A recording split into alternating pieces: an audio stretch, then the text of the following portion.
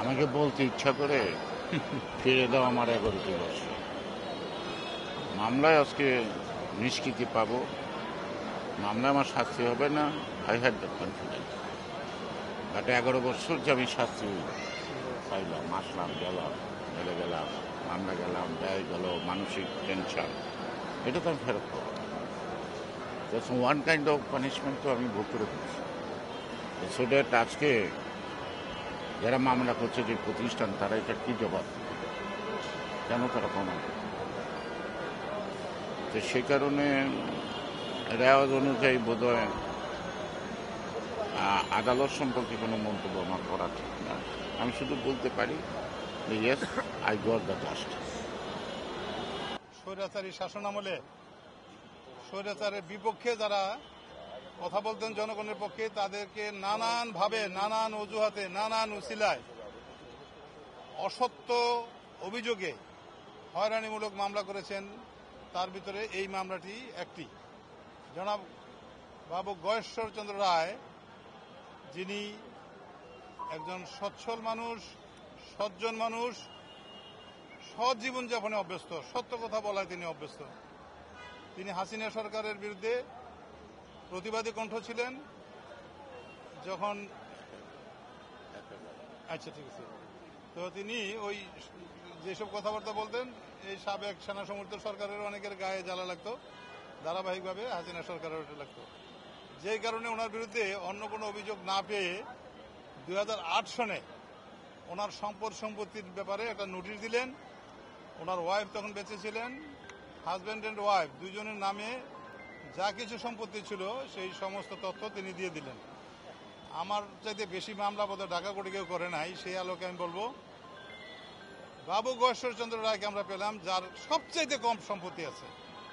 এর চাইতে কম সম্পত্তি বোধহয় কোনো ওয়ার্ড কমিশনারও নাই। বাবু গয়েশ্বর চন্দ্র রায়ের 2টা বাড়ির কথা বলছে। ধানমন্ডির এটা হলো রায়েরবাগ এলাকায়, রায়েরবাজার এলাকায়। সেখানে তার সম্পত্তির সমস্ত তথ্য তিনি দিয়ে দিলেন। ওই বাড়ির নির্মাণ খরচ, সিভিল আইটেম, ইলেকট্রিক্যাল আইটেম সহ ইচ অ্যান্ড এভরি ইনফরমেশন।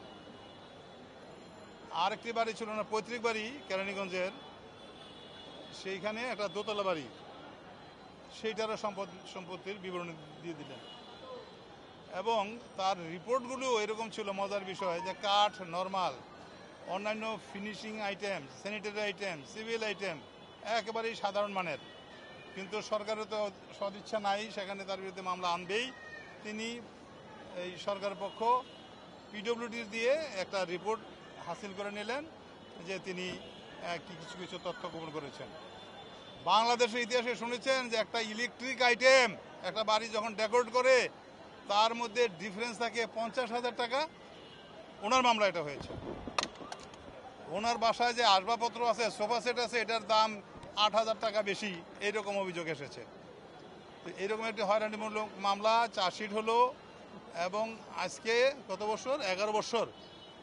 11 বছর পরে বিচার শেষে রাষ্ট্র 16 বছর ওনার বিরুদ্ধে 29 জন সাক্ষী আদালতে উপস্থাপন করেছেন।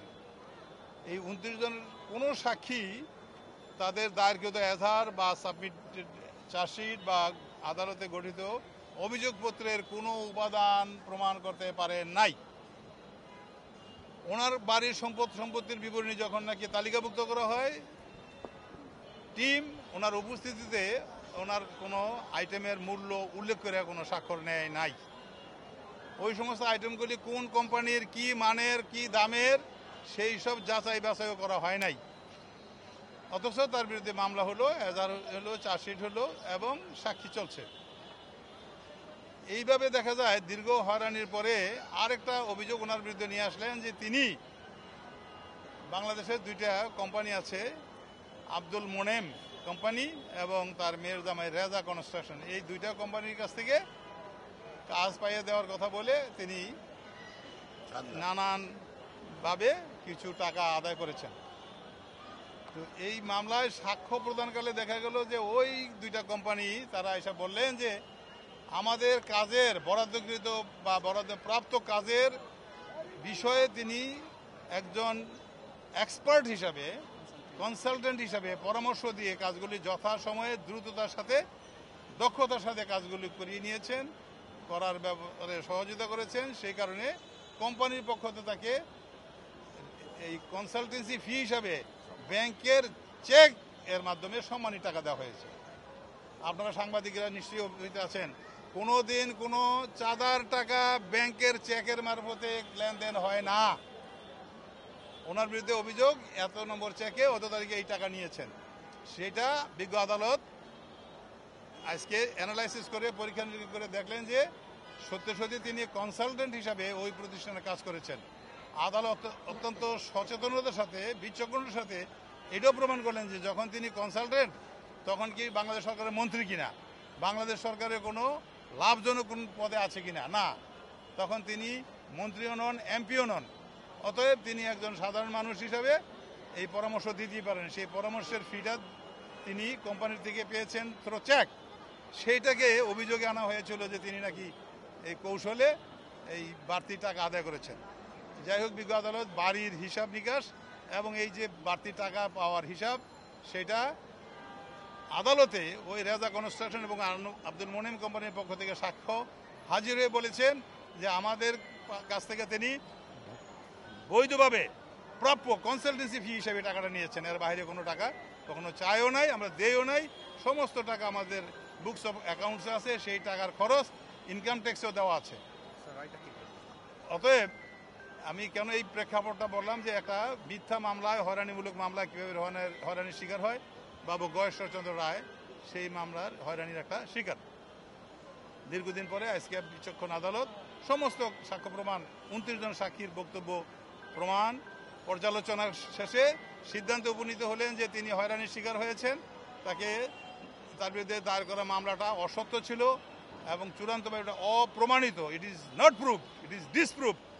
এবং সেই আলোকে ওনাকে আজকে বেকসুর খালাস দেওয়া হলো এবং তিনি তার বিরুদ্ধে যা কিছু ছিল, জামিননামার শর্ত, অন্যান্য যা কিছু ছিল সমস্ত কিছু থেকে তাকে রিলিজ করে দেওয়া হলো।